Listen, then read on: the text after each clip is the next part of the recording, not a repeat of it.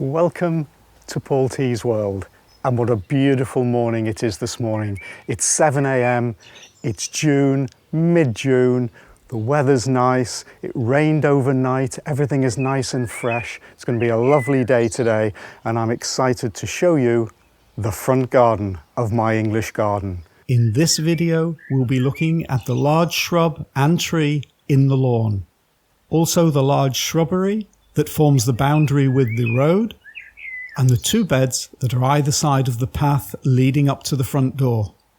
So let's start with one of my favourite plants in the garden, the American dogwood. It's looking absolutely gorgeous right now. Just look at the pink tinges on the edge of these leaves.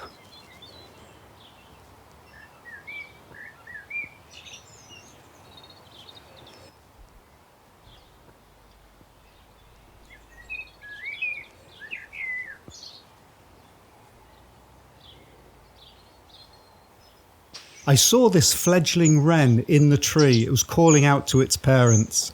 There were about 3 or 4 others in different shrubs. First time I've ever seen a family of wren in my garden, so I was really pleased.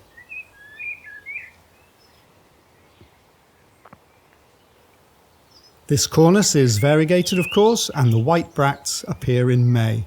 It'll reach about 12 feet high and 12 feet wide after 20 years. I planted it in 2008, so it's 12 years old at the moment. It prefers acid soil, but is okay in various other types of soil, and it prefers a sheltered position.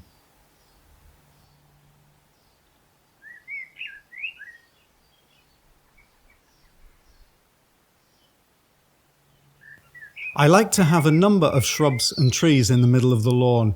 It gives a sort of cosy, full, luxurious feel to the garden.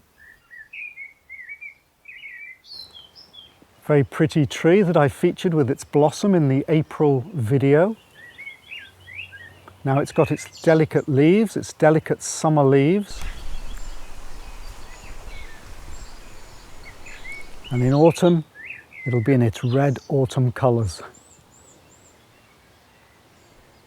Perfect little tree for this garden. The Amelanchier is a small deciduous tree, and it grows to about 12 to 24 feet high in about 10 to 20 years, so this one is virtually full grown at 12 years old. It prefers a neutral to acid soil, so of course it's ideal for my garden, which is acid and sandy, and the best autumn colour is when it's in full sun.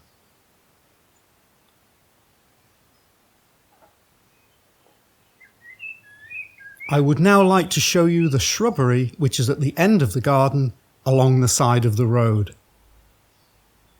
I like this border. It fulfills a few purposes. The first one is it looks nice and I enjoy seeing it from the house and the rest of the garden. However, the vegetation can reduce traffic noise apparently by up to 50%, and it can reduce carbon by up to 63%. It gives privacy, and I don't want the distraction of seeing cars passing by either from my house or when I'm in the garden. I have the shrubs here, the eucalyptus, the lilac, the hawthorn, a euonymus, an eleagnus, and behind it all is a privet hedge that I've got at about 6 feet high.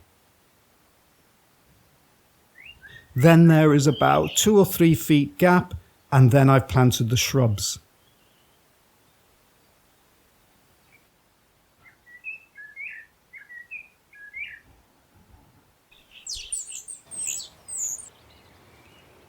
So let's see what we've got in this shrubbery.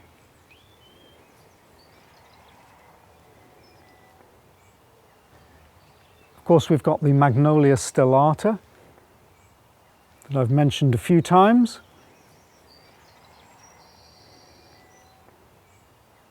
There's a hydrangea, I think it's a mophead. I haven't looked after this hydrangea, and so it's doing very badly, but I am going to dig it up and put it in one of the ericaceous beds, feed it properly, water it, and I think it will recover.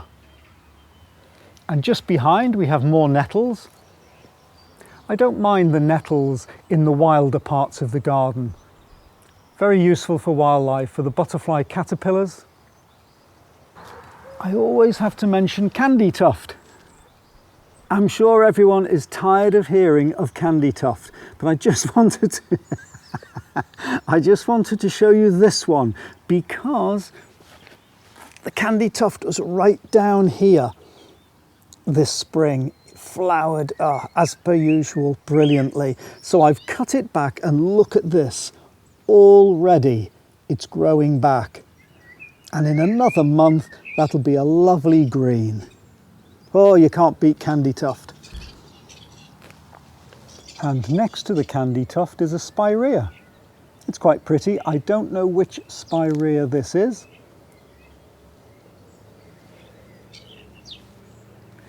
It actually self-seeded from its parent plant, which is way back here towards the hedge.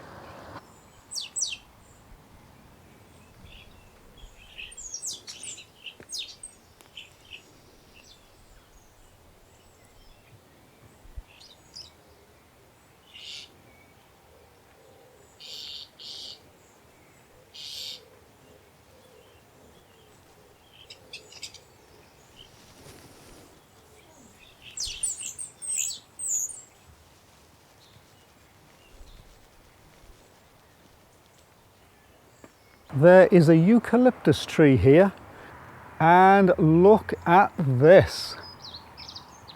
Just look at that.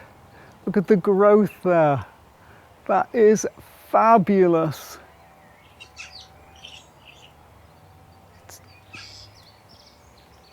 I'm so pleased.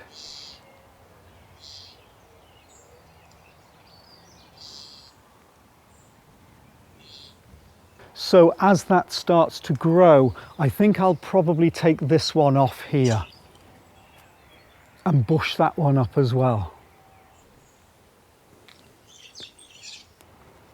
Now, one shrub I haven't mentioned as yet is this one. It's an Elaeagnus. Grows quite large, it's good for hedges, good for screening.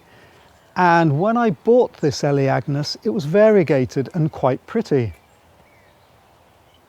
A year or two later, it actually died. And I was about to dig it out when I noticed some new growth. The new growth has come up and it's not variegated. Never mind, it's growing well. And I've got a clematis.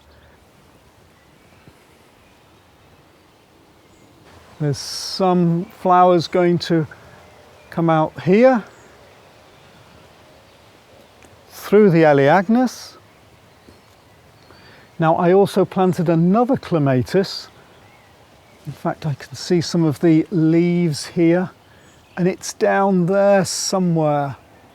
And it's grown up and come up in the lilac. And here it is in the lilac.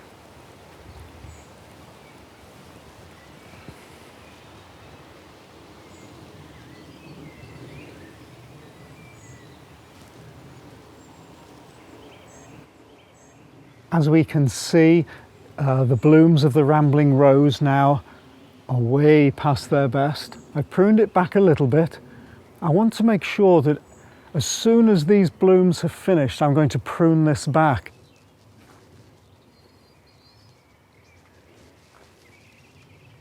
So that's the nice thick shrubbery that has interest over the months because of the lilac, the rhododendron, the magnolia, and then later on, as they're not flowering anymore, we have the clematises coming through and the rambling roses.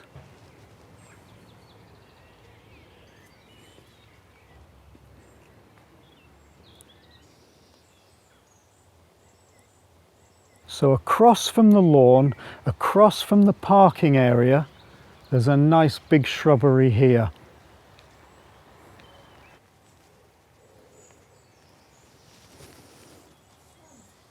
We saw the Choicea ternata when it was in full flower. It grows very quickly. All this is new growth this year, all of it coming forward. I'll be cutting that back a little bit if it gets in the way of the cars. Next to it we have the Ceanothus, California lilac. It was flowering at its best a few weeks ago and the bees love this Ceanothus. Can you see the pollen on the legs of this honeybee? It mixes nectar with pollen to stick it to the hairy hind legs. Well, we can certainly see why we have the expression busy as a bee.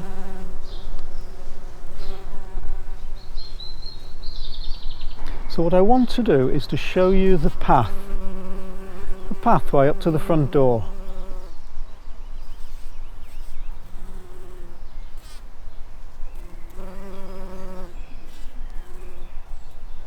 I dug the two beds either side of the path.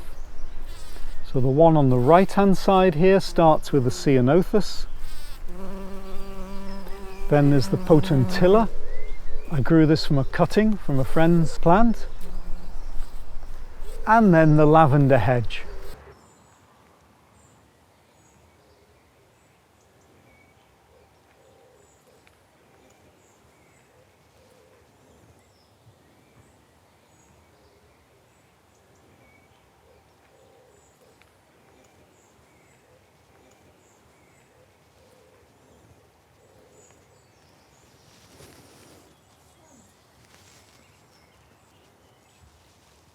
On the other side of the path, we start with... Now, what do we start with? What would you expect me to start with? A candy tuft, obviously. Now, I planted this specifically here because it would grow. The roots are way back over there. This is all pathway.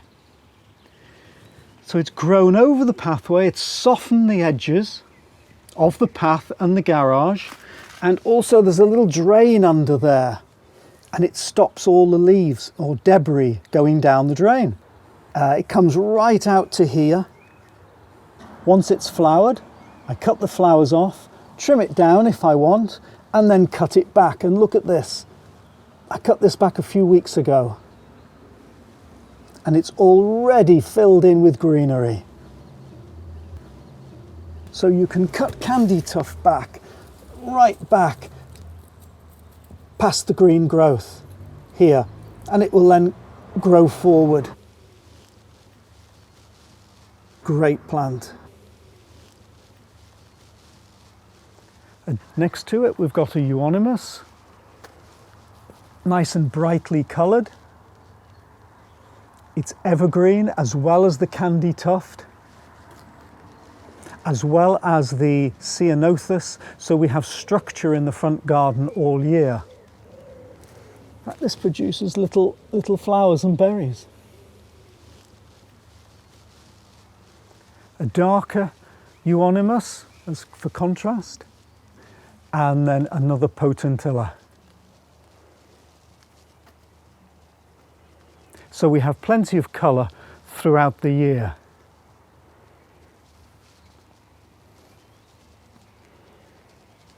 This hydrangea lace cap,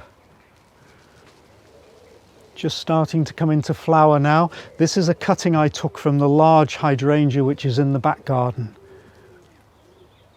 And look how pink that is.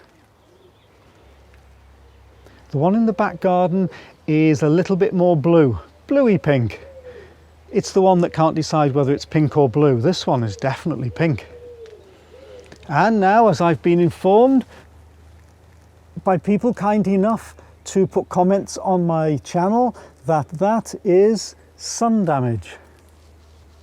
We had so much sun in April and May. Next to the hydrangea, I took a cutting of a weigela from a friend's house. This is a common weigela, this variegated one with the pink flowers, and it grows very large. It's been flowering for months actually. No, that's not. No, that's not a weigela flower. That's that's an escallonia. But before we get to the escallonia, let's just pop across to the other side of the pathway where the end of the lavender is. And of course, we've got a candy tuft. This is probably the biggest one I've got. From the road, as you drive into the driveway and you're coming up the path, you see this candy tuft in spring shining back at you down the pathway. Beautiful white. And growing over the wall is the Cotoneaster, the horizontalis, the one that the bees like. There's some, I think this is vinca. It's grown actually right through the wall. I quite like it, it softens the wall. It's got little blue flowers. Can be a bit invasive because in fact I think, yeah, it's up here. I'm just about keeping it under control.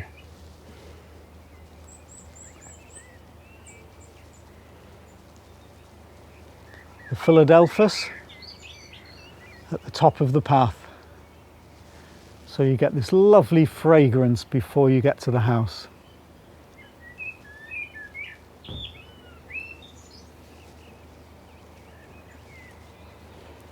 And here's the escallonia. I like escallonia. They're evergreen, but if you do have a hard winter, it does tend to knock it back a bit. It loses its leaves and bits die off. But when it has the conditions it likes, it grows very well and you can cut it back as you like. So here's a view back down the path.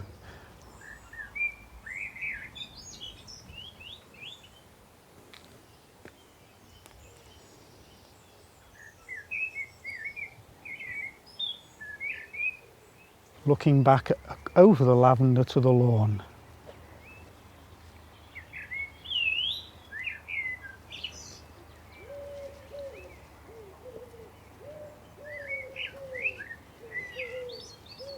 At the top of the path is this bed with the azaleas in, that flowered so well in the spring.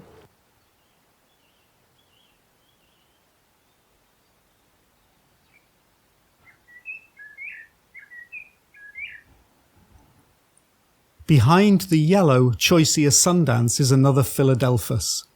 There are lots of fragrant plants near the front door.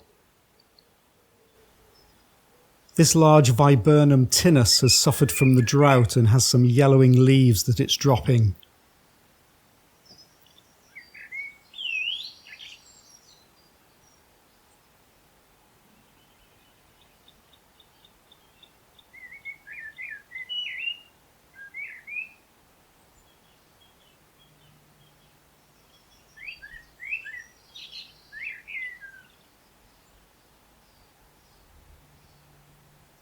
There are a few self-seeded plants in this corner. There's a geranium,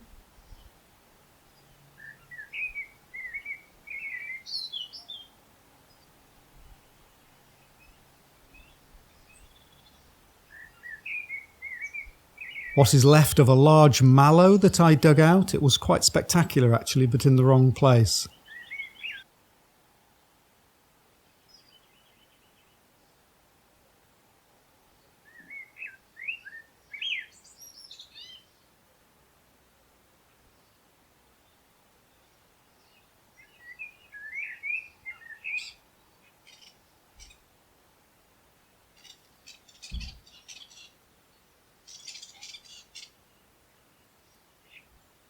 The creeping euonymus is now climbing up the hedge, which is just what I wanted it to do.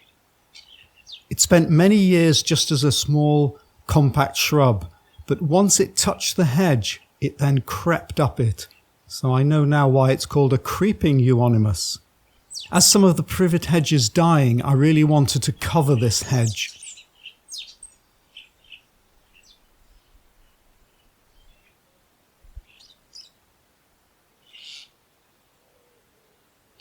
So I planted this viburnum and indeed the laurel to cover any gaps where the hedge might die.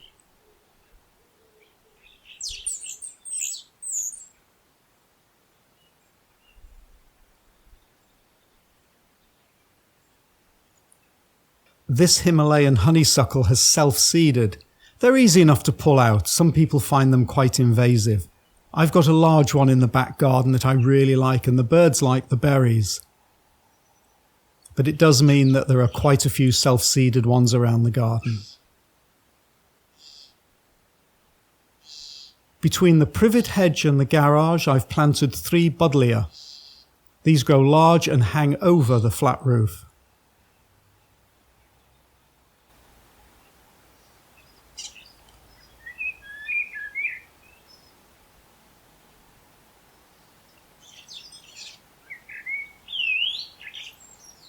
It's amazing how this euonymus suddenly starts creeping once it touches another plant.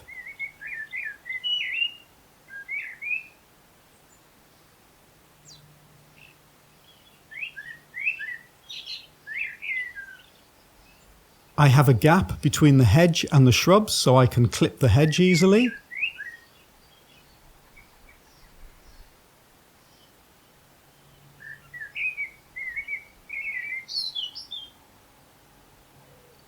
And on the other side of the path, between the fuchsia and the cistus, there's a dahlia, with self-seeded English marigolds brightening things up.